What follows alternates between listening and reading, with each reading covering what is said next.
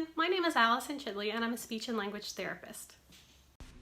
Today we will learn strategies for making the S sound or S sound. This S or S sound is made by placing our tongue tip behind our top teeth, just behind the top teeth and towards a ridge. It's called an alveolar ridge, just behind our top teeth. So to make that sound, we place our tongue almost touching that. So if you were to make a T sound, let's slowly take your tongue just a little bit lower than that, so it's not touching in that space, but that's where the tongue placement goes. So, and your tongue stays behind your teeth for that sound.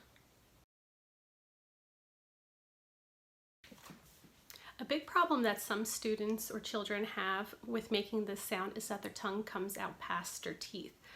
So it distorts the sound to make it sound more like a sound. So we need to remind the students or the children to keep their tongue behind their teeth to make this sound. So one of the strategies for helping children to remember that is to use the bite technique. So this is basically just keeping your teeth together. Bite down on your teeth while saying the sound. So bite down and then say the sound.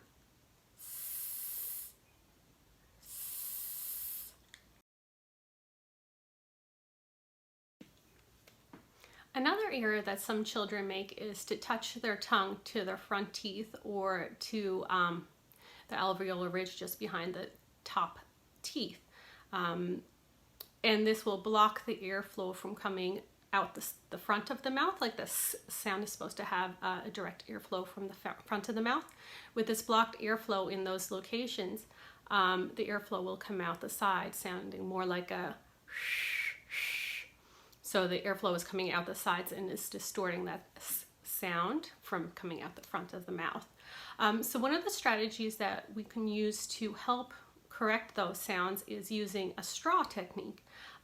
So by using a straw, we can place the straw at the alveolar ridge, that bump just behind the top teeth, and get the air flowing out the straw to resonate the straw. So I'll demonstrate that. So take your straw and place it on the alveolar ridge just behind your top teeth and get that to resonate to direct the airflow out that.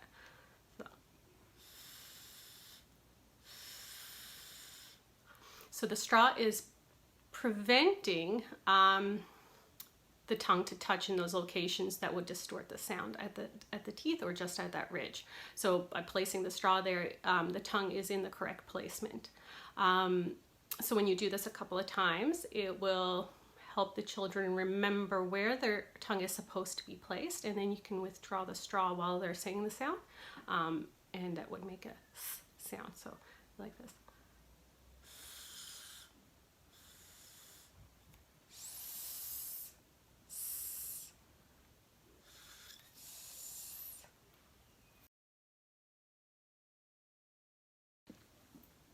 Okay, so let's practice saying the sound together. Let's try that S sound 5 times.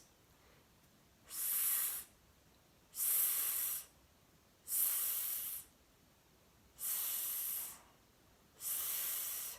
Good remembering to keep your tongue behind and to keep that airflow coming out the front.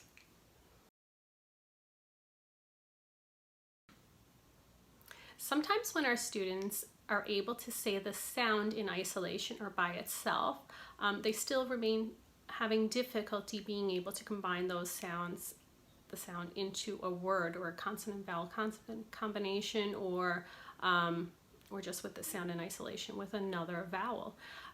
So to help with that, sometimes we will kind of place a pause in between saying the sound and then the combination of the rest of the word.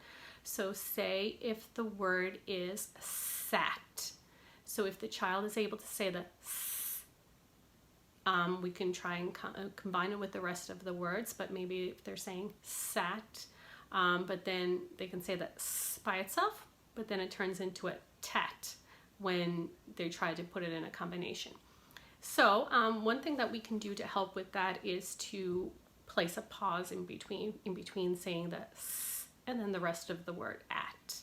So it would look like this.